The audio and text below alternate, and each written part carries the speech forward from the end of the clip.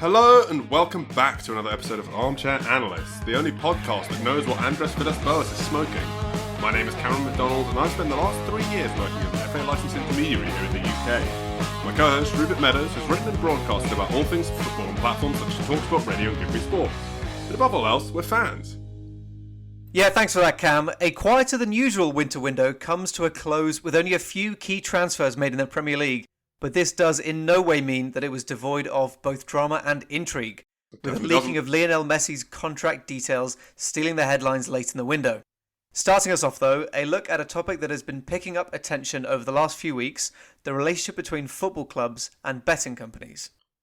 Yeah, so this is a topic I'm quite interested to talk to you about because it's connected to a few things we have going on outside of the game right now, as well, of course, as the discussion we had about Kieran Trippier, because this has been sort of invoked to talk about it, and how the relationship between football teams and football organisations, you know, are they beneficial towards betting companies? Do they have an equal balance? One of the things that's brought it to the forefront has come from Gary Lineker, who has been talking about how several football teams in the Premiership and the Championship have betting companies as their partners. And the second is the upcoming review of the 2005 Gambling Act by the government here in the UK, which could change the way betting laws operate in this country. So just to start off and to put this conversation in the right kind of context, I want to kind of place gambling and its presence in the football industry, because if we're going to discuss whether something has too much or an acceptable amount of influence, it's good to pinpoint exactly how much influence it has to begin with. So just looking at the Premier League to kick us off, 10 out of 20 Prem sides have gambling shirt sponsors. Those are West Ham, Wolves, Burnley, Southampton, Leeds, Palace, Newcastle and Fulham that have them on the front of their shirt, whilst Aston Villa and West Brom have gambling firms on their shirt sleeves. The issue is even more pervasive in the Championship, where 17 of the 24 clubs have a betting logo on the shirt. Of course, as highlighted by Gary Lineker, beyond just shirt sponsors, several teams have gambling partners and will promote these via their social media platforms before a match, even going as far as suggest bets. So Man City have been called out for this, Leicester have been called out for this, Arsenal have been called out for this, sort of saying things along the lines of, "Oh, our captain Aubameyang's back this week and he's in really good form, you should bet on him to score 2 against Southampton because that's what he did last season." And there's been a bit of a zeroing in on this because it's been suggested by some, and Gary Lineker is one of these, that it's a little bit predatory. Rupert, what are your thoughts on whether or not this is a fair promotion with a team that's looking to bring in some revenue into an audience that is predisposed towards sports betting, or if this is sort of not on? Yeah, so it's a really interesting discussion, and the reason why it's going to get more complicated is because it can't be as cut and dry as gambling is bad and shouldn't be in the game, because, you know, this comes at a time where football clubs need the revenue from sponsorships now more than ever. So the other statistics that I want to throw out at the beginning of the conversation, just before we get into the nitty-gritty, is that betting on certain online platforms has increased by 25% during lockdown. And not only that, the number of gambling sessions lasting more than an hour has increased by 23% year on year. So this is still a growing market, and it's something that's very much growing in football, as evidenced by not only the fact that 10 out of 20 Premier League clubs are sponsored by football by betting companies, but that in 2000 it was 0. So clearly there's been a big push for that. And I think that you've touched on a really important point there, which is that it's almost more prevalent in the Championship, in 17 clubs. Well, the Sky Bet Championship, as it's known. Exactly, yes. So the point that I want to make here, firstly, is that what betting companies have been trying to do for the last 20 years is to position themselves as a key part of the matchday experience. And the reason why they've pushed more heavily into the Championship is because the Championship is more typically made up of diehard fans that will go to every game, every away game, whereas the Premier League is slightly diluted by the fact that it's so international and the fact that it's so popular for people outside of, you know, the areas in which the clubs reside. Right, makes sense. So, when I think about, or when a lot of people think about, you know, their match day experience, they think about the football, They think about beer and alcohol because that is also really prevalent within, advertising and things. And they think about gambling. Gambling's very much right there. You see it in Gillette Soccer Saturday. You see it in every single advert at halftime. You see it on the shirts themselves. You can't escape it, even if you're watching the BBC. So personally, it's just going to be a really interesting thing to see how it turns out, because I also feel like you can't just blanket deny clubs their sponsorship revenues. I think that it needs to be phased out, essentially, but that maybe not more rational measures, but more subtle measures need to be taken during lockdown to make sure that people aren't, risking their livelihoods week in, week out, which is something that is becoming increasingly more prevalent. Yeah, I agree. And I think it's very important to maybe divide this conversation into two parts, because I think one part of this discussion is very, very nuanced and really takes on the larger conversation beyond even football of what right do you have to do something as an adult? Do you smoking, drinking, gambling, all that sort of stuff. It might be quote unquote bad for you, but do you have a reasonable right to throw your entire self into it because you have your own agency? And the other is how kids get involved into it, because football ultimately is something that attracts crowds of all ages. A lot of kids grow up watching football, and if betting is a massive force in that, does that provide a bad influence into kids growing up? And I just want to start off with that second part, just because I slightly think it's a little bit more easy to be, generalizing and black and white when we're talking about children. And that's talking about how much betting is shown in the game and to what point it's become sort of, as you said, part of the match day experience and part of the experience of football in general. Obviously, we've talked about all these teams that are sponsored by betting companies, and the Sky Bet Championship being a betting company. For example, Stoke City are a team that are owned by a family, the Coates family, who also own Bet365. So they play at the Bet365 family. There was a story about a young 3-year-old West Ham fan who named his teddy bear Betway recently, because he's sort of grown up seeing that on the show all the time. Yeah, which is wild. And actually, the what was the name of this?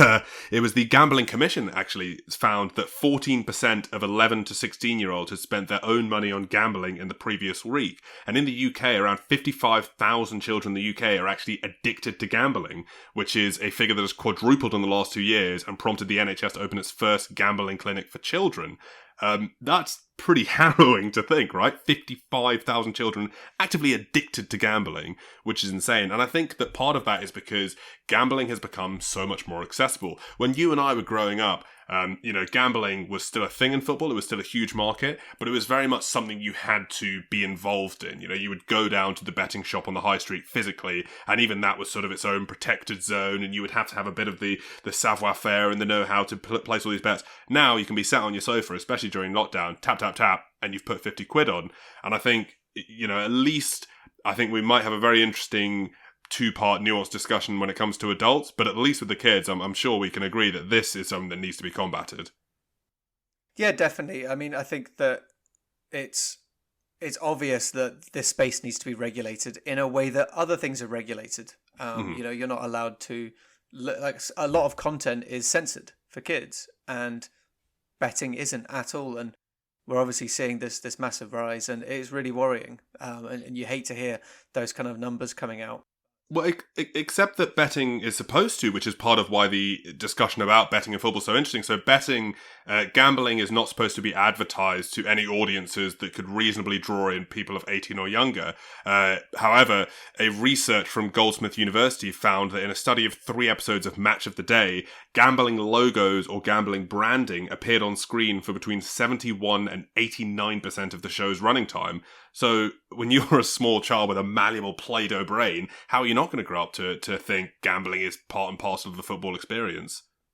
Well, because it is. I mean, it's undeniable that what these companies set up to do has become reality. It is a part of the matchday experience. There's, as these statistics show, no way to avoid it. Yeah, absolutely there's not. And obviously we've had more and more of a bespoke experience over the last few years. Derby County got in trouble lately for when Wayne Rooney agreed to join. With the club's betting sponsor 32 Red agreed that the deal would see him wear the number 32 joining the club. Huddersfield Town, when they had that large Paddy Power logo that came on, which was ostensibly a hoax by Paddy Power to voice their support for no betting sponsors. They got their name into the news more than it usually is, though.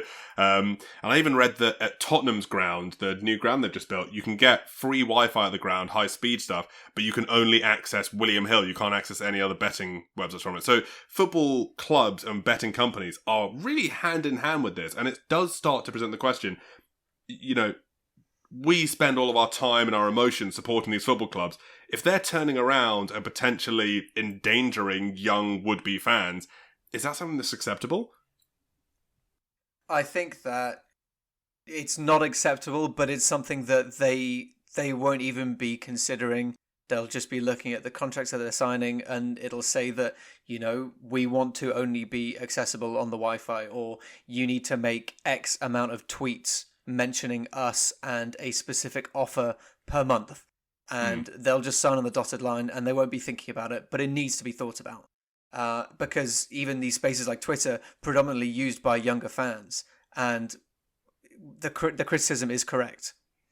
It's interesting you raised as well the focus on championship sides by these betting companies, because it's true that the championship has much more of a prevalent issue, and it's also true that the other 14 teams in the Premier League are the ones who are targeted most by these betting companies. None of the top 6 clubs have a gambling group as a shirt sponsor, although teams like Manchester City and Arsenal have been promoting betting on their social media platforms.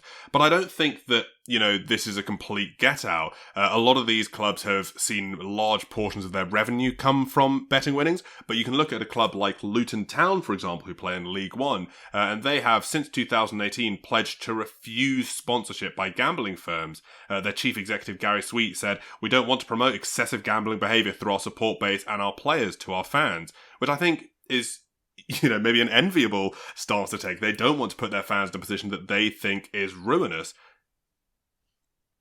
Of course, it's an enviable position. It's something that you hope that all clubs will take on, which is that, hey, we're going to look at this, think about it, and be responsible. And there's too much emphasis on the bottom line in football. It's all about money, and you see fans and supporters falling by the wayside at every opportunity. Shirts are so expensive now, and they change every year. Tickets are so expensive now, and it's pricing out a lot of people, and it's also damaging them, because even if you're not going to the games, you're still getting exposed to all this stuff. Yeah, exactly. And despite the fact that there's been a quote-unquote voluntary whistle-to-whistle ban on the adverts, it still is on the shirt. So it's whistle-to-whistle in terms of an actual advertising campaign, but you've still got Betway or VBet or something plastered across the front of someone's shirt. Just to wrap up the kids section of it before we get into the slightly more detailed argument about adult gamblers, it's interesting to me to look at the similarity to alcohol advertising laws, because that's one very easy comparison to make, very comparable. A lot of the same rules already exist, obviously not only between alcohol and gambling in this country, where you have to be 18 in either case, but also in alcohol and gambling advertising laws.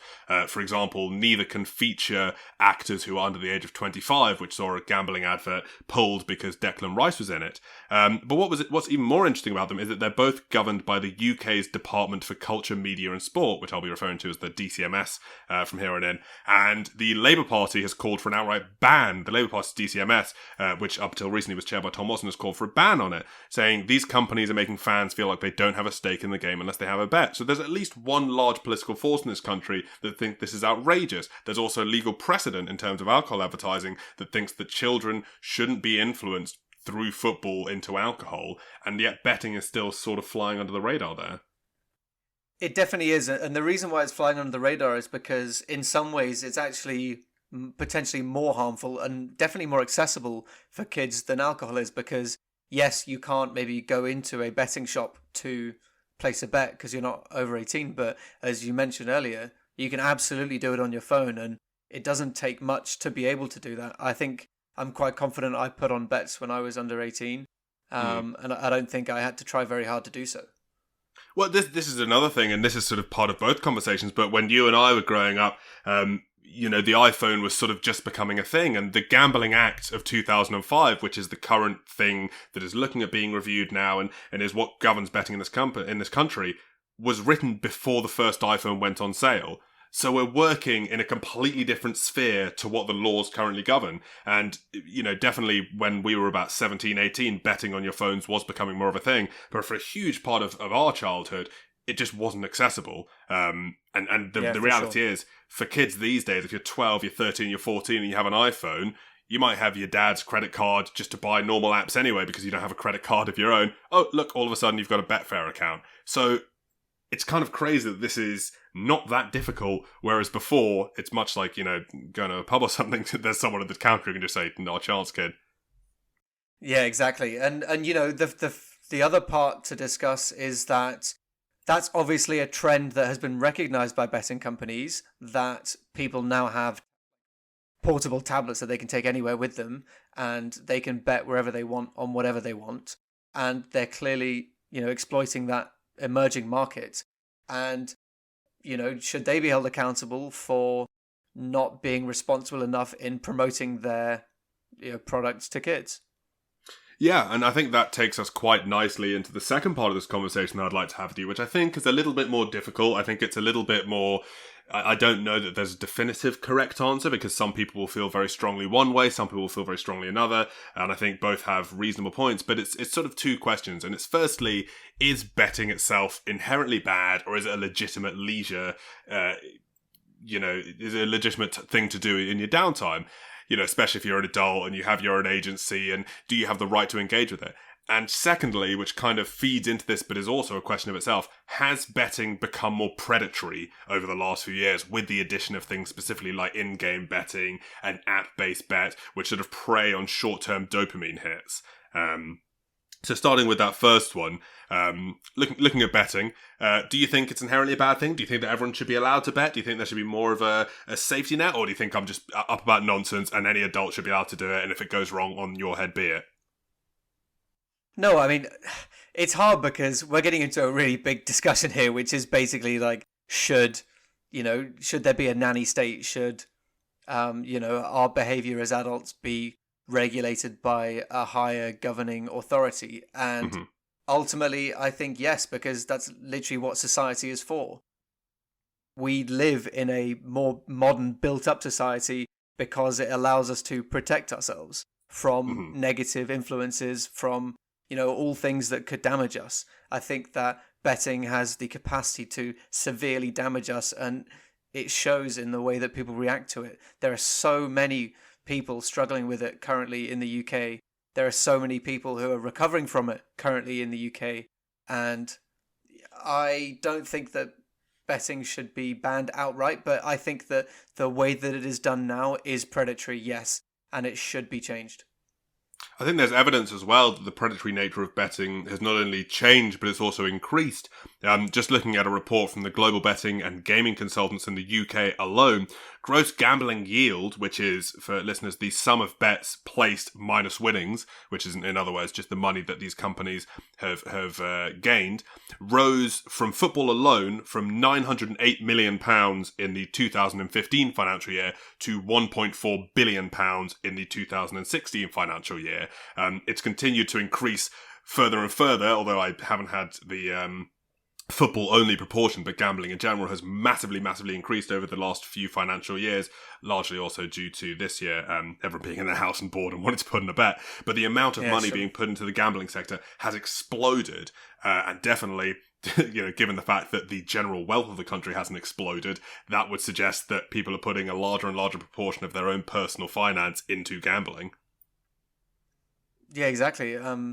Entirely right. I think there was a report that I saw back from July of 2020 where British people lost £228 million in 1 month, which is an increase of 25% from the year before. So yeah, absolutely astronomical numbers, and it doesn't look like it's changing anytime soon. It's not something that is, while it hasn't increased this year, it's not something that is limited only to this year. It has been increasing year on year. It definitely does worry me, because I think, I'm someone who, used to enjoy a bet on football. I was betting on football all the way up until I started working in an FA capacity, so couldn't anymore, but really enjoyed it, and I think everyone should have the right to bet, but I do also think there should be intelligent advertising surrounding it. I'm not here to say, we should lock betting and be one of those countries that makes gambling illegal, but there does need to be an intelligent way to apply it. Peter Shilton came out this week, which was really, really interesting to see him come out. Yeah, I saw and this. Talked about how we need to end the conspiracy of silence on gambling. Shilton himself was a sufferer of gambling addiction for 45 years and has now launched a campaign called Shilton's Shirt Gambling Ban to kick gambling advertising out of football. And he talks about how all these sort of ex-professionals and current professionals, there's kind of just this conspiracy of silence. And what he means by that is there's a known problem that people can acknowledge, but it's not really addressed because of multiple reasons, because it brings in so much money to the sport, because these companies hold sway. Hell, even when we were talking about the Kieran Trippier thing the other week, we talked about how Ladbrokes were a partner of the Premier League when some of the gambling rules were written up. These things are dodgy, and yet they're openly dodgy because there's enough money in the system. I think that, broadly, everyone would agree that the last thing you want is people to be swindled out of their cash. But at the same time, because betting has this sort of almost family friendly, which is weird to say about betting, but appearance, it gets endorsed. And, the Premier League officially doesn't even oppose it. Richard Masters, who is the CEO of the Premier League, as we mentioned previously in episodes, he came out last year and said that as a whole, the betting situation needs further regulation, but he doesn't necessarily think that the answer should be that clubs should no longer have betting partnerships. So even when push comes to shove and asked directly, the Premier League's stance is that betting partnerships are okay. So this is something that would need to be a government regulation as compared to something within the sport. And it should be a government regulation because they have a responsibility to us as, members of the public. It's definitely something that appears in family life, even just through, buying a football shirt for your kid. It's got a logo on the front. Something you can do about that. The kid wants the shirt, and you want to give it to him. So even in that sense, you're passing off advertising to your own child. And potentially to others, because people always say, footballers are walking billboards because they wear a shirt with the company on the front of it. That is also true of anyone who wears a replica shirt. Yeah, you're absolutely right. It's not sustainable at the moment. I completely agree with you. It's a contributing factor in terms of the money that goes into clubs, but it's not good enough that football is currently defined by gambling, at least in part. We need to, push towards divesting ourselves away from harmful behaviors and towards, more manageable ones. I think it's one of those things that's quite interesting because these things are changed by big moments. So we might look back at this Gary Lineker thing in 5-10 years and go, oh, that's where it all started, the whole sort of big personalities coming out, because the Peter Shilton thing, to my knowledge, came out after Gary Lineker's statement. I could be wrong there, but certainly they came within a few weeks of each other. But these things sort of are all happening. So maybe it'll pick up speed, or maybe it'll be something that, and I hope this isn't the case, that we look back on in a few years and it's a bit too late and everyone's 7-year-old son has lost the house because he's gambled it away on an accumulator. But I suppose we'll see. It's definitely one to keep in mind. I think it's a very nuanced discussion because this isn't meant to be a very openly critical, betting bad and anyone who bets is a moron. There's a lot to consider, and there is a place for betting in football, but I think that place is being overstepped at the moment. Yeah, definitely. I think the main distinction to make is that what we're talking about is unregulated markets, unregulated betting, and harmful tactics in terms of advertising and in terms of encouragement. So, yeah, definitely. I mean, personally, I do still put on the occasional bet, but I'm also very fortunate that I've never experienced it take over my life. And I feel lucky for that because, it can happen very easily. And, the stories that you hear about people that fall down rabbit holes and even end up killing themselves at young ages, that they'll have received one email from the company asking if they're okay. And that level of pastoral care is just not acceptable because they have such an influence on people's lives that they should not be allowed to just be so irresponsible. Yeah, very well put. And I think a good place to wrap it up. Now we move into Guessing Games, sponsored by Ladbrokes. What have you got for me this week? Well, Cam, I really wanted to do one about Dennis Bergkamp, but Labrooks didn't like that. So, Fair enough. As they do dictate about 80% of our weekly scripts. Yeah, it's weird they make us wear these shirts, given it's a podcast and none of our viewers can see them. Cam, we got told we're not allowed to question that. You'd better be wearing that shirt. I am. Me too. So I have quite an interesting one for you. I'm quite excited for it. I'm not sure if it's going to be really easy or really hard. I think you're probably going to get it, but I've got a clue, an extra clue at the end, just in case you don't quite make it. So 3 clues coming your way for this Premier League legend. Mm-hmm. Since becoming a senior player, and despite playing for several top-flight clubs, not only in England, but around Europe, and being something of a journeyman, no club has ever paid any money for a transfer fee for this player. Ooh, I like that first clue. I like that first clue a lot. It's already got the wheels in my head turning. I'm hoping you're going to like this next one. Let's abbreviate that. Shall I repeat it for you? As long as I've got the meat, senior legend, since becoming a senior player, and he's played for several top clubs around the world, he's a bit of a journeyman, everything's been free transfers. Exactly. Okay. He has played with Kevin De Bruyne and Samir Nasri, but has never played for Manchester City. Okay. He has played with John O'Shea and Paul Pogba, but has never played for Manchester United. He's played... This is a great one. How long did this take you, by the way? There's more. He's played with Andre Schürrle and been managed by Antonio Conte, but has never played for Chelsea. Okay. And he's played with Christian Eriksen, but has never played for Tottenham. So he's been managed by Conte, but not Chelsea. And played with Andre Schürrle. Yeah, sorry, I was reading as I was writing. And then the last one was Eriksen. Eriksen, but not Tottenham. Deary me, that is one of those that I'm glad I've written it down because I'll be looking at this. I've got some idea based on 2 of those players. Okay, so here comes the 3rd clue. Mm-hmm. He has the record in the whole of English football ever of being the fastest goal-scoring substitute of all time.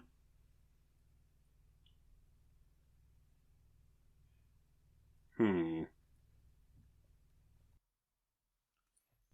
I'm going to leave those clues. Of all time. Fastest goal-scoring substitute of all time in English football. I'm going to leave you those 3 clues for now. We'll pick it up again later in the episode. And I've got another clue for you if you are struggling at that point. I've got to say, those are some great... I'm having a lot of fun with this already. I've got to say, those are great clues, mate. Good. I thought moving into useless trivia, I have got not so much trivia because a few of these have been story times lately, but I've got a bit of a story for you. It was one that I was having a conversation with someone about this week, and I realised I hadn't told this story on the podcast. And as I'm always extolling the virtues of non-league football, I thought I'd share it. And that is, back in 2018, I was at a fundraising game between Dulwich Hamlet and Crystal Palace. The 2 teams are both South London-based teams, and as a result of sort of a good club relationship, Crystal Palace often do fundraising games to help Dulwich Hamlet raise money, or different money for charity and things of that nature. And as it happened at the time, Dulwich Hamlet were in a land dispute with the company that owned their ground, Champion Hill. So they were playing at Tooting and Mitcham FC. So they were playing at a ground they weren't really familiar at. Their fans were at a ground they weren't really familiar at. They were all doing all this stuff. And I was at the game on a work capacity because it was a good time to see, obviously Dulwich Hamlet's players, see a couple of the Crystal Palace reserve players that you might not usually see how they interacted together. A good chance to see, which one of the non-league players looked a bit above the level. So I arrived there about half an hour early and I sit down in my seat, I've chat to a few people around the ground and I sort of settle in, I've got my notebook out and the tannoy sounds. Tannoy goes, Can the owner of a white Ford Focus please come outside and move your car? You are parked illegally and some people cannot enter the grounds car park. That's a pretty standard tannoy announcement. You hear it a lot of the time when you go to games. People just barking and growling. So I'm sort of don't really pay any attention. I'm sat down. I'm just taking notes on the 11, looking at the team sheet, and the tannoy comes out again. It goes, can the owner of a white Ford Focus who is parked in the front part of the car park, plate number beginning GU, please come outside. You're parked illegally. You're blocking people from coming in. And I'm like, okay. And I'm still not really taking notes of it. Game kicks off. First 5 minutes go. Can the owner of a white Ford Focus, plate number GU34 5RR, please come out. Your car is parked illegally. People can't get in. Still nothing. And at this point, the crowd is starting to chuckle a bit and laughing at some poor sap who hasn't realised it's his car because he's either at the bar or he's not really paying attention. Game goes on a bit more. 15 minutes in, tannoy goes again. Can the owner of a white Ford Focus, plate number GU34 5RR, please come outside and move your car? The tow truck has arrived and we're going to tow your car if you don't move it.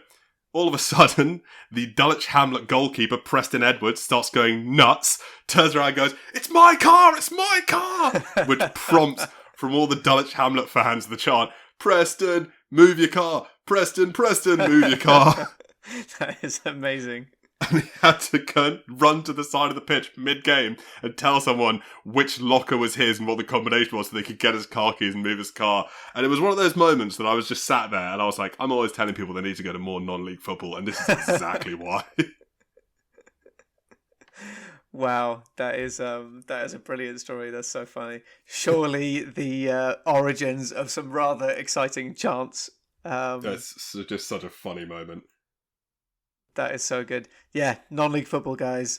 It's just much like a budgeting podcast. You never quite know what's going to happen next. It could be really good. It could be absolutely horrific. I like to think that it adds a little bit of spice to it. Yeah, no, for sure. What have you got for us this week? So I'm not sure I'm going to be able to top that story, but I too have a story for you that I came across this week that I thought was too funny to not share. Which you might have heard before, but it is that in 1997, Anders Limpar, who is a player who has over 100 caps for Arsenal and was then an Everton player, was fooled into believing he travelled 2 years into the future in a time machine as part of an incredibly elaborate and perfectly orchestrated ruse by a TV show. This one must have passed me by. Please go into further detail. So, it starts with Limpar, who played for Arsenal between 90 and 94, is about to board a plane from Gothenburg to Stockholm. So he's from Sweden, with his friend Dan. So he says goodbye to Dan's partner at the time, who's got a puppy as well, and they get on the plane. They're in on the joke, by the way. His friends are in on the joke. Okay. When they get on the plane, they're approached by two scientists who show them a newspaper article explaining that they developed a method of time travel. Mid-flight, the scientists, while fiddling with a computer, tell Limpar they're travelling 2 years into the future, and then suddenly the craft nosedives. And Limpar's looking out the window, he's freaking out, he's saying, what's happening? Something weird's happening. And then suddenly everything goes calm again, and a scientist tells him that they've been part of a historic moment. When they land, they're greeted by an army officer who explains that statues of them have been installed outside City Hall in recognition of their heroic effort. His friend, Dan's partner, then emerges wearing makeup and with a full-grown dog, as opposed to the puppy that he said goodbye to at the airport, congratulating them. Limpar then gets told, much to his horror, by an army officer that Norway, which is one of Sweden's closest rivals, won the 1998 World Cup in France. And then announces that the King of Norway has arrived. At this point, Limpar is completely and utterly 100% convinced of their achievement. And then the King of Norway arrives, and it turns out to be this guy, Lennart Swan, who is the presenter of the TV show Blasningen. What What a ridiculously elaborate prank, but I live for it. I live for it. This is the kind of thing people always say, like, oh, what would you do if you won the lottery? And they're like, oh, like I'd take my family on holiday and we'd buy a nice house. Absolutely incorrect. I would spend all of my money doing shit like that.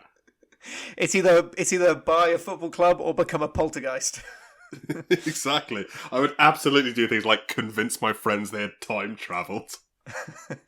It's pretty hot stuff. The fun part is you can actually see it on YouTube.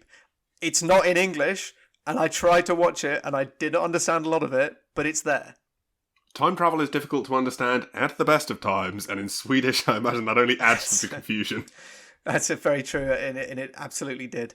But there you go. That is my piece of useless trivia for the week. God, that is fantastic. And imagine if that guy had been playing in non-league, he would have been going along with the ruse for much longer. One can only assume. Yeah, real testament to the power of the imagination. Fantastic. Moving on, let's talk about the end of the transfer window, deadline day, and all of the signings made in January.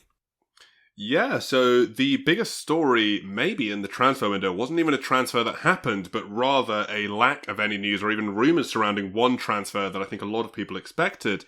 And then later, the news that did come from this camp, which was the potential transfer of Lionel Messi. With his contract expiring in the summer on the 1st of January, was the 1st of January rather was the date that he could begin negotiations with other clubs and even sign a pre-contract agreement. So I think a lot of us were expecting, and a lot of reports sort of were saying, Manchester City will be involved, Liverpool will be involved, all these different clubs will be vying at the chance to potentially pick up Lionel Messi for free. And yet there was nothing, which was kind of interesting.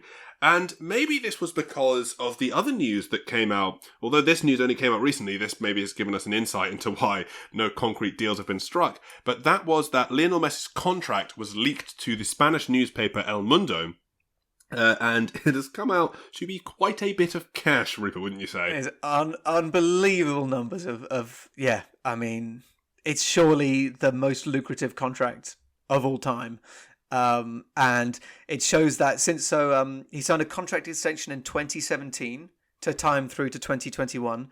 The deal in total is worth an astonishing £491 million when you take into account base salary, image rights, bonuses and other variables. It's also believed that Messi has been paid 92% of it, the sum of around £452 million already, despite missing out on a couple of different bonuses, like things, Champions League stuff and things like that.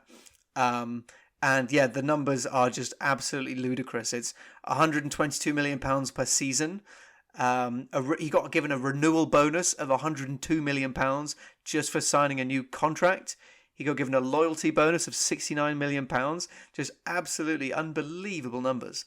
It's insane. It works out to about £2.5 million a week, I think, from when I checked it out earlier. I think £2.5 million or maybe €2.5 million, but either way, insane money. Lionel Messi, if he has been investing his money correctly, will be a billionaire.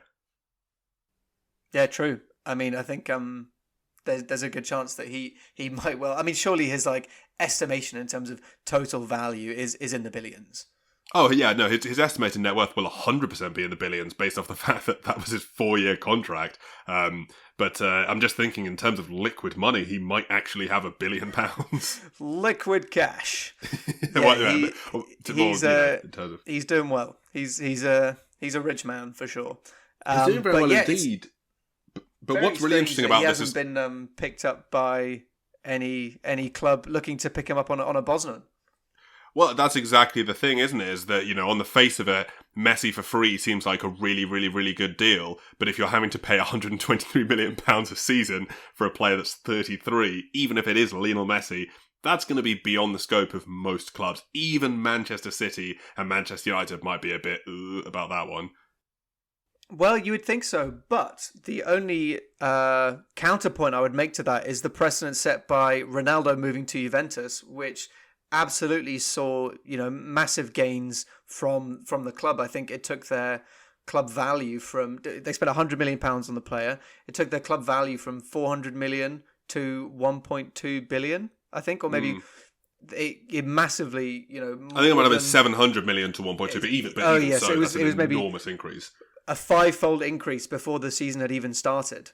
In terms of the value estimation of the club itself. And, it's proven to be a massively lucrative deal for them to have made through things like shirt sales, sponsorship deals, and so on. So I actually would argue that I don't think it should be a financial decision, even if, it's silly money, because I think that the power of Messi is such that you would definitely make that back. If Manchester United signed Lionel Messi, are you trying to tell me that they wouldn't just kill the industry in terms of how many shirts they sold? They probably wouldn't be able to print enough shirts, in all fairness. But I mean, surely they would make a bucket load of money. Oh, no, that's me agreeing with you, is that the demand would outstrip what they were even able to produce. They would be, they could sell them at a premium for like €200. It actually makes me feel a bit sick. But so yeah, it's strange. The only thing that I can think of is that, surely clubs tried. Just maybe Messi has an idea of where he wants to go, and he's determined to follow through with that plan, regardless of what offers come to the table. Or offers have been coming to the table that haven't been publicised, and he just hasn't really gone for them, or Barcelona haven't gone for any of them. Well, what's interesting is there's a couple of things to look at in terms of the story behind the story. So first and foremost is this contract has been leaked. Who has it been leaked by? There's only a couple of people that have access to this contract. Of course, there is the sort of external option that it was hacked. But if it wasn't hacked, and if, El Mundo were taking things from a hacker, then it has to have been provided by Lionel Messi's lawyers, Barcelona themselves, or La Liga, who are the only four parties that would be in possession of Lionel Messi's contract. I kind of find it hard to believe that Lionel Messi would expose his own wages, because it doesn't really seem to serve him that well. And it also seems... That's kind of the first step that I went to. I thought it must have been Messi himself. Maybe to put himself in the shop window and give people an idea, but it just seems like a counterintuitive thing to completely advertise your value. And the same thing with La Liga. I can't see why La Liga would stand to gain from that. And what a lot of people have been pointing to is the fact that Barcelona themselves are in a lot of financial crisis at the moment. They're all over the place with their wages and their bill, and they have to sell off loads and loads of players. I think they're £1.1 billion in debt estimated. Yeah, and I think this partnered with the way that El Mundo presented this story, which the headline in Spanish read pretty much literally, the gigantic contract that Lionel Messi has that's driving Barcelona to financial ruin, suggests to me at least that this isn't a story that was driven by Messi. Obviously, this could have been driven by someone else entirely, and this is the narrative that El Mundo have taken, but a lot of people are suggesting at the moment that what this looks like is perhaps an attempt for Barcelona to look at an outgoing player and go, it's not our fault that the finances are in ruin, it's Lionel Messi's fault for having this big old contract.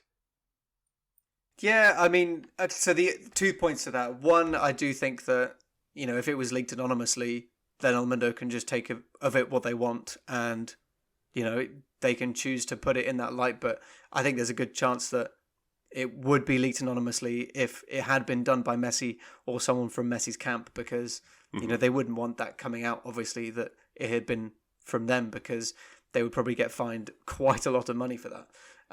The second part is, I actually quite think it's not necessarily a bad business decision to put your market value on the market, because that way, even if you do take a minor pay cut, they'll feel like they've gotten a good deal and you'll still be on significant amounts of money as an older player.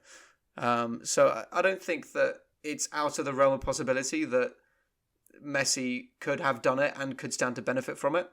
But as you say, it's maybe leaning towards it not being Messi, but if it's not, it's very strange behaviour from Barcelona, because they tried so hard to keep him in the summer and now they're just throwing him under the bus.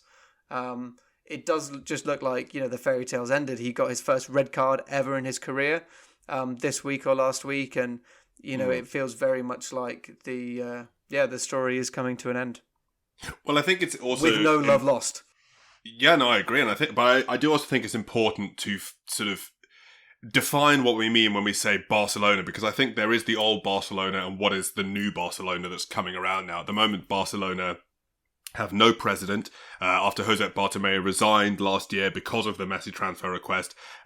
He still hasn't been replaced. There are the presidential elections coming up soon. Some of the presidential candidates have come out in support of Lionel Messi. Some others have sort of talked about his financial drain, as it were, on the company, as it were, on the club. But I think it's an interesting point you make about how by Lionel Messi sort of, if it was him highlighting his worth, it sort of puts that out on the table instead of, it's like how when you get interviewed for a new job and they ask what you were paid at your last job. Yeah, exactly. You know, instead of the revelation coming in the City boardroom where they're like, what?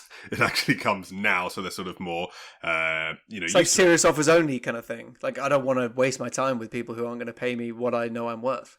No, that's true, and it's a good point that I hadn't really personally considered. It is definitely interesting because it's been tied into, a lot of people have been debating back and forth whether this contract represents Barcelona overpaying Lionel Messi or whether that's what his true worth is.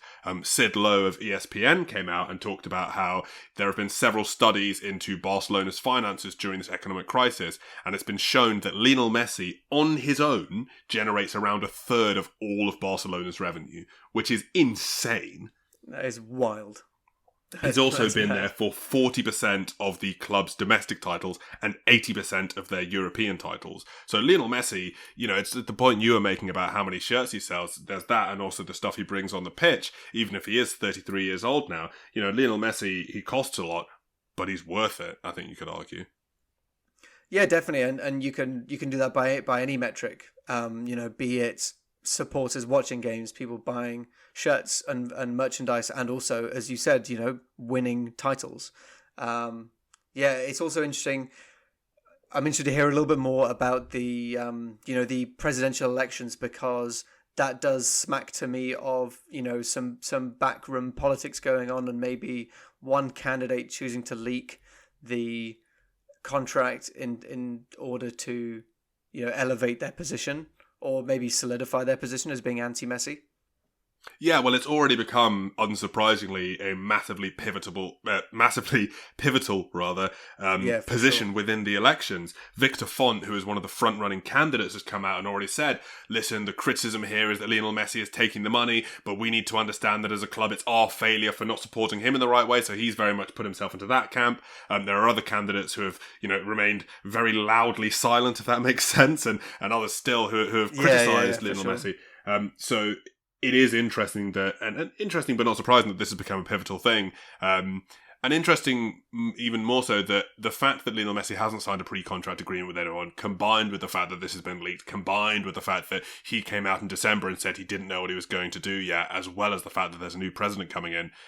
You know, what does that tell us? Does it mean that we're going to see Messi leave at the end of his contract? Or is this yet another bait and switch and we're going to see him at Barcelona next season? Off the top of my head, who's to say? It looks like it might be another bait and switch, and he'll be there again. But I think we've already gone over in detail about how we both want to see him elsewhere, haven't we? It's Port Vale for me.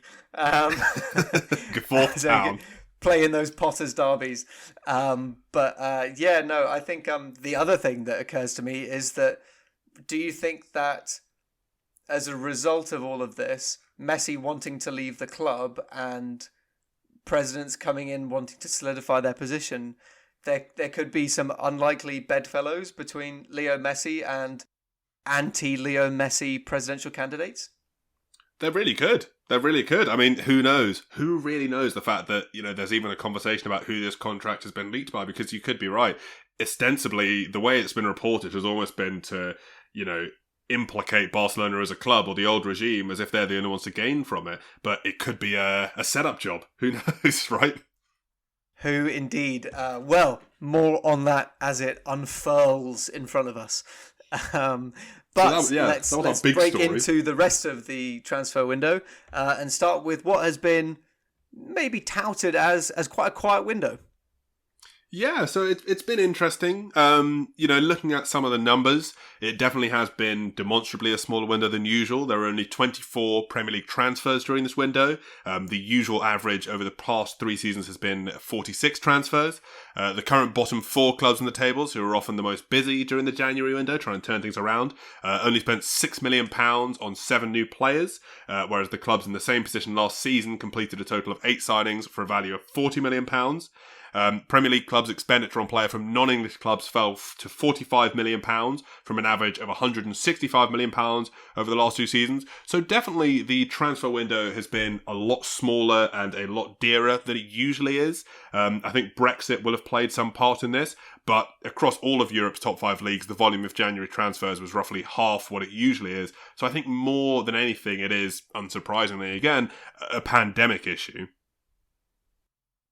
Yeah, it is definitely a pandemic issue, and I think the other part to mention is that while things have been, quite quiet on the purchasing front, there've been a lot of clubs that have been very quietly moving on a lot of players to get them off the books, whether that be on loan or free.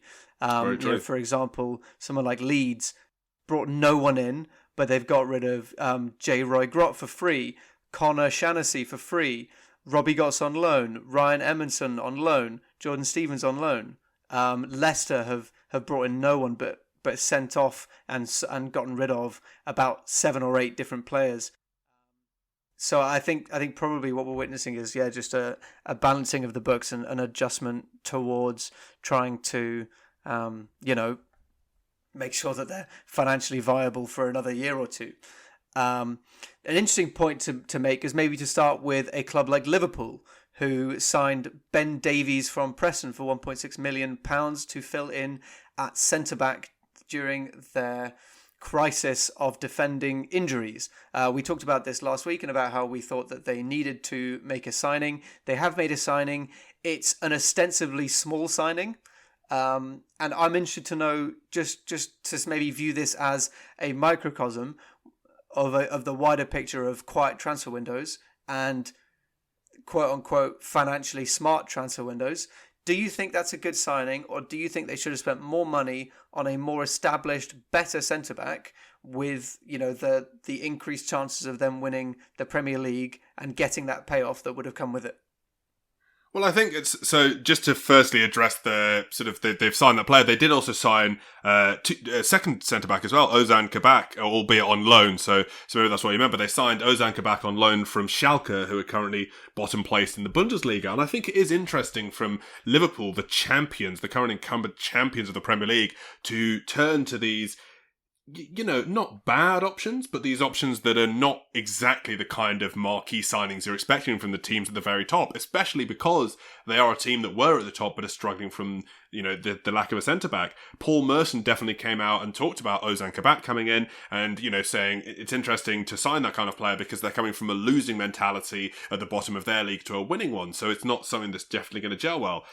I don't think I agree with that entirely. I would quite vehemently disagree, actually, with the notion that because a player plays for a bad club, they themselves have a losing mentality. I would agree with that. But there are multiple players who come from championship clubs that have just gone down every single season and light up the Premier League. And even at Liverpool, for example, you've got players like Andy Robertson, who went down with Hull, Gini Wijnaldum, who went down with Newcastle, and Zelan Shaqiri, who went down with Stoke, who have been, in that descending order, really, really impressive for that club.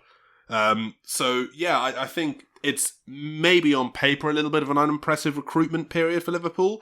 That being said, we'll have to wait and see until they play, because these players could come in and look like absolute smart signings. I'm sure a lot of people would have been saying, for example, of Dele Alli when he came in from MK Dons, is this really the kind of midfielder Spurs are hoping to build their midfield around? And well, yes, now he's not part of that midfield. For a time, he did look like the future of that football club. So there's nothing to say to me that Ben Davies or Ozan Kabak should be disregarded upon arrival. You've got to judge them on a game-by-game basis. Yeah, true. And I don't think that what I'm trying to do is dismiss these players. I mean, looking at Ben Davies' profile, he seems like a really solid signing in that he's got a good head on his shoulders. He's the right age at 25. He's a good passer of the ball. He's physical enough. Like, he ticks the boxes, yes, but he's not going to come in and immediately be a Premier League winning standard centre-back. That's maybe more the argument that I'm trying to make. It's not I get what you're saying. It's not a... Because I think maybe a better way to say it, and you might disagree with this, but maybe a better way to say it is there's a chance that Ben Davies or this Ozan Kabak fella could come in and be amazing straight away, but it's not guaranteed, Whereas if you'd gone out there and signed someone like a Stefan de Vrij or a Konate or an Upamecano, or even someone who played in the Premier League, that would be much closer to a guarantee that they would come in and be amazing immediately, which is what you would expect from a club that is, the champions. Yeah, exactly. So it's interesting to note just that it feels like there has been a significant lack of ambition, definitely in the top clubs. That they haven't picked up many players. Even someone like Arsenal, who are a bit of a fixer-upper team at the moment, bringing in players on loan, and people like Martin Odegaard. I'm excited to see them in Arsenal colours, but they're not going to come in and be the difference between 6th and 4th. So what to me that maybe reflects is just that these margins are much tighter than we might imagine looking from the outside in, because surely you would think that one of these big clubs would be trying to make big waves, and they just haven't at all. Man City have bought no one. Manchester United bought one player for 37 million, but apart from that, Chelsea have bought no one after a massive summer window. Everton bought in one player on loan. And United's player as well was a deal they'd agreed in the summer, so it wasn't even a deal made in this window. It was a deal made in summer that has now come in January. Oh yeah, of course, yeah, good point. And Tottenham as well, bought no one. So these are all clubs that are competing for the title, and no one is taking active steps, I would say, to dramatically improve the current team. Yeah, but I think that's really, really interesting, especially in this season where it's been so anyone's game, and that when I say anyone's game, I mean just outside the traditional top 6. Well, I think it might be interesting to see how some of the other teams have performed. For example, Everton have picked up Josh King from Bournemouth for £4 million, which is one of the deals that I looked at that has not made a lot of headlines. It's not picked up a lot of interest because it's £4 million, which doesn't look like a lot. But for me, that could be, in theory, a really, really good value signing. Josh King is that not on loan? No, it's for £4 million. He signed. Oh wow, okay. Yeah, for one of the permanent deals. It was a he's a player who has Premier League experience. He enjoyed a really, really good partnership with Callum Wilson, who's doing really well at Newcastle at the moment, for quite a few years, and could really easily do the same with Dominic Calvert-Lewin for me. I think Dominic Calvert-Lewin and Callum Wilson are quite similar players, so I could see Josh King slotting into that partnership really well. I think Aston Villa picking up Morgan Sanson from Marseille for 14 million is another one. That is a good signing, yeah. Hasn't really made a lot of headlines because it's Villa, it's a 14 million pound signing, but I think in a season where so many clubs are changing nothing, these fine margins, because it always is fine margins at the end of the season, these small tiny changes could be the difference. We're not going to have, for example, a Nemanja Vidic or a Bruno Fernandes coming in this January, but that doesn't mean we can't have players that can still turn seasons around, even if that's just giving you the extra 5% you need to be 5th instead of 8th, or 4th instead of 5th. Yeah, definitely. I think one other player to just put into the mix, which will be really interesting to see how they gel, is Takumi Minamino on loan from Liverpool to Southampton. A side that has looked really good at times, but also has been struggling with a couple of injuries up front, most notably Danny Ings. If he can come in and gel, then that is definitely a more exciting offering for the second half of the season. The weirdest one for me, looking down the list of the complete transfers, and it kind of threw me at first, was Maurizio Pochettino, who is Mauricio Pochettino's son at Tottenham, going on loan to Watford. And I saw out Mauricio Pochettino, loan Watford. I thought, what?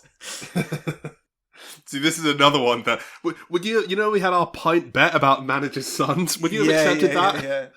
Exactly. We forgot Maurizio Pochettino because their names are spelled very slightly differently. It's a Z instead of a C in Mauricio. Maurizio. I do think I owe you a pint for that, and have yet to deliver.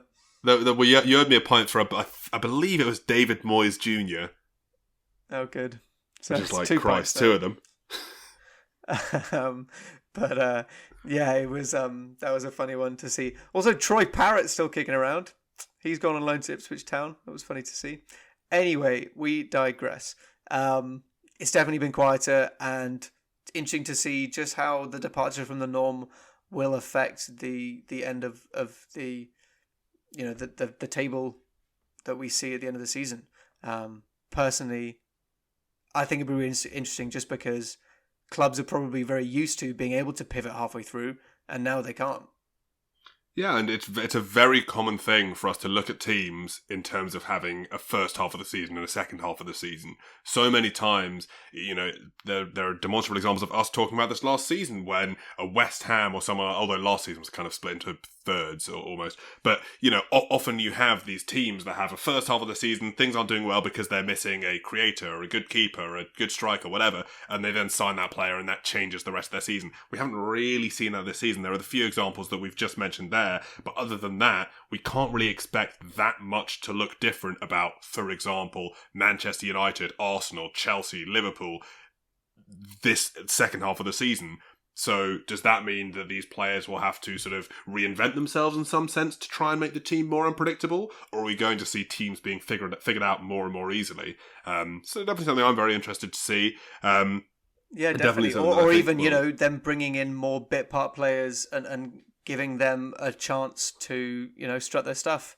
One final one I'll say, just if we're laying down players to watch out for, I'm interested to see Crystal Palace's new signing from Mainz, Jean-Philippe Mateta, coming in on loan, and they've already, I think, chosen to buy him in 2021 or 2022. But he is a centre forward, 23. He's tall, he's quick. He could well be what they've been missing up front. Yeah, a very interesting addition to see how that one works out as well, especially because it's a position that it's not one that Crystal Palace lacked in terms of bodies, but definitely one where they lacked in terms of quality. So interesting to see if he, nails down a starting berth there. Definitely.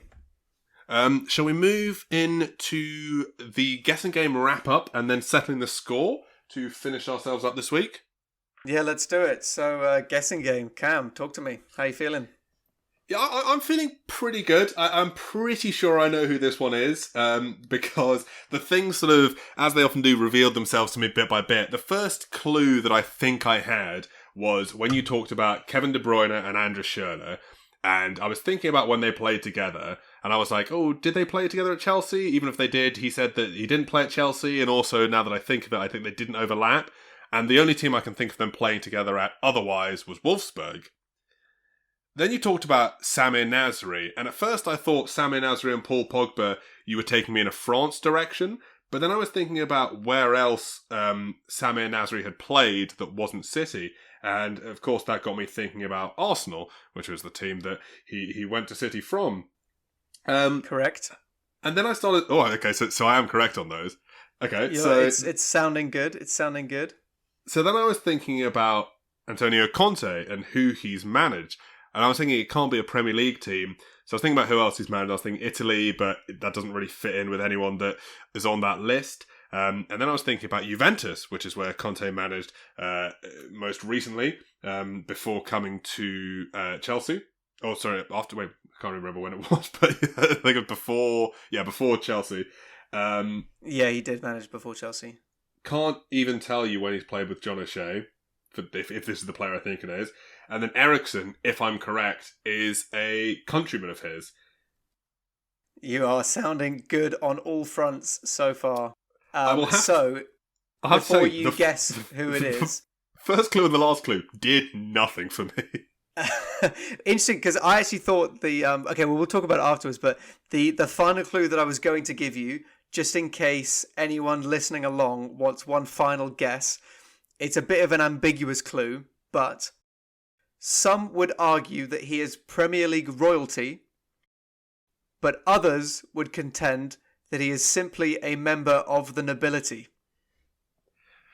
Well, in that case, I'm pretty confident I know who it is. It can be none other than the Danish clown prince, Nicklas Bendtner.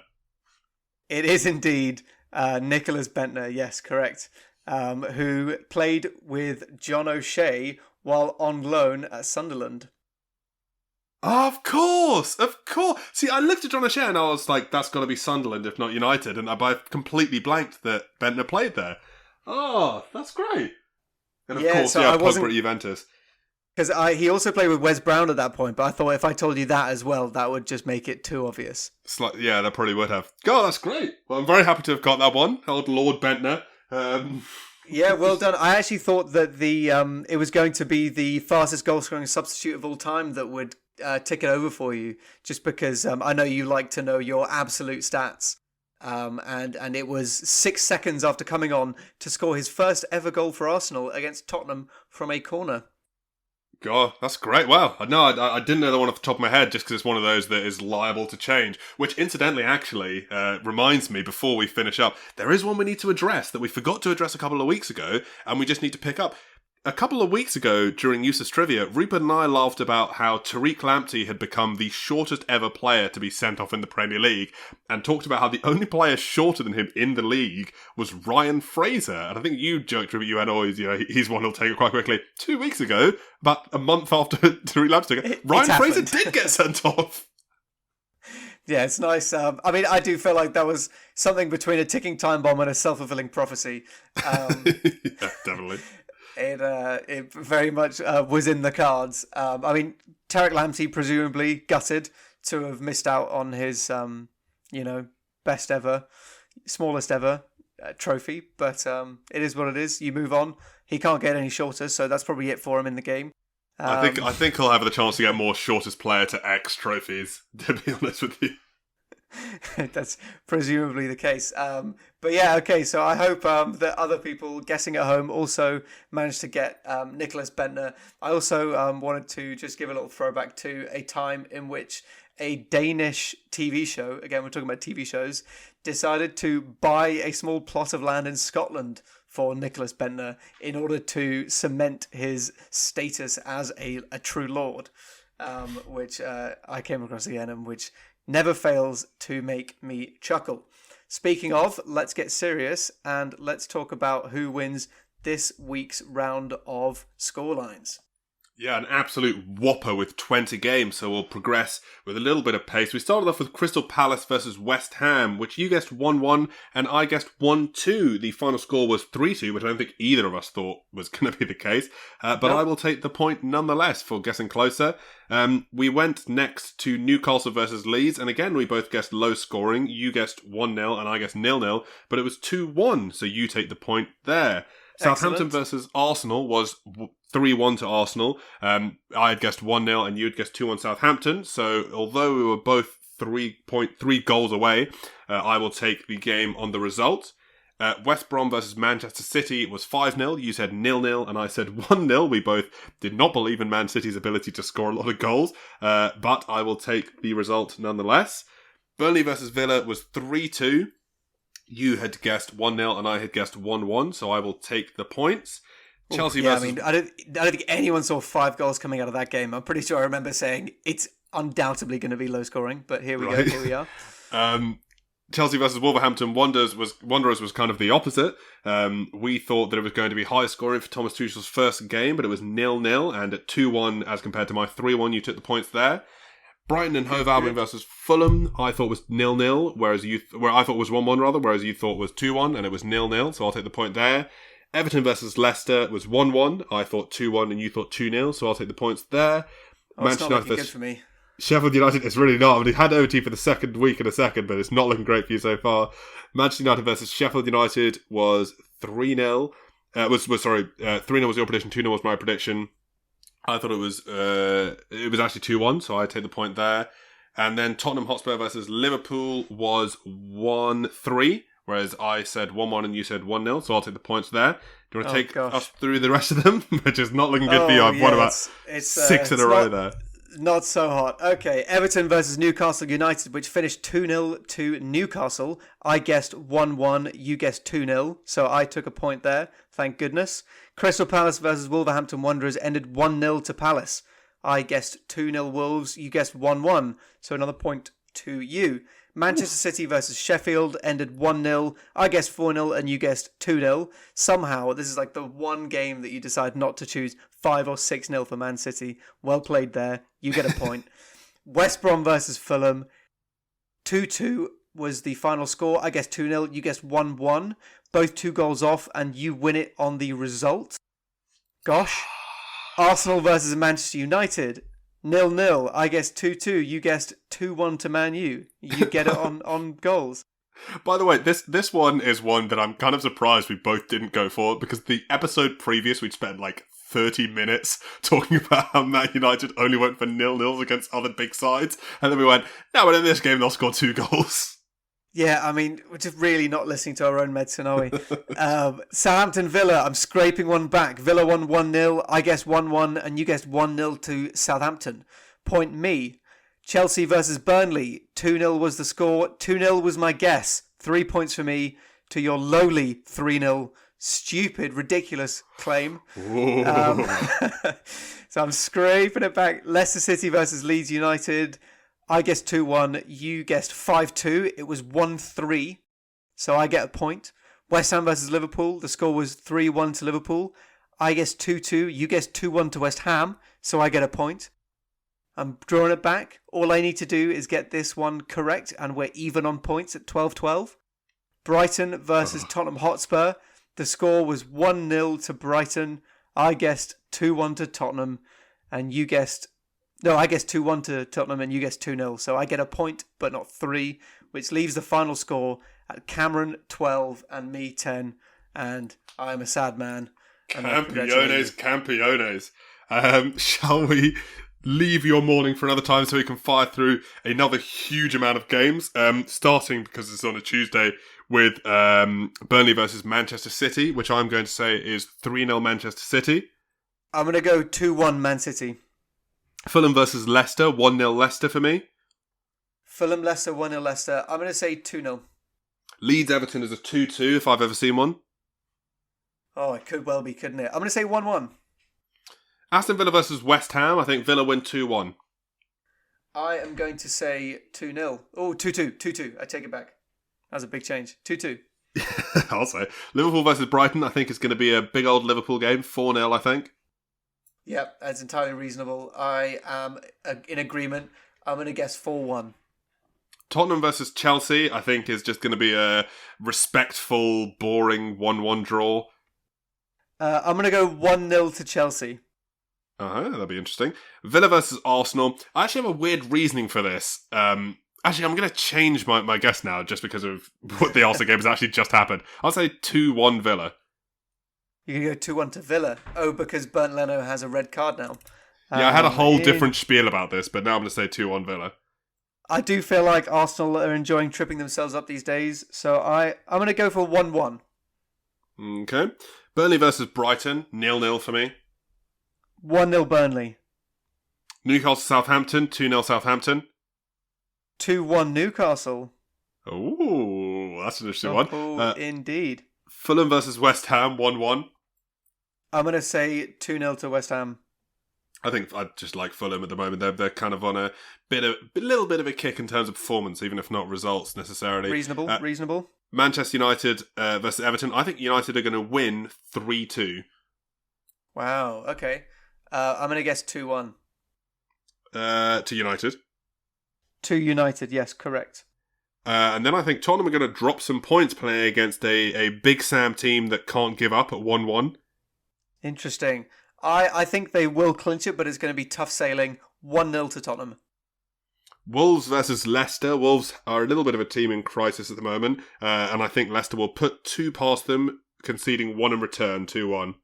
Well, Leicester also lost to Newcastle this week, so, I mean, they're not either of them doing particularly well.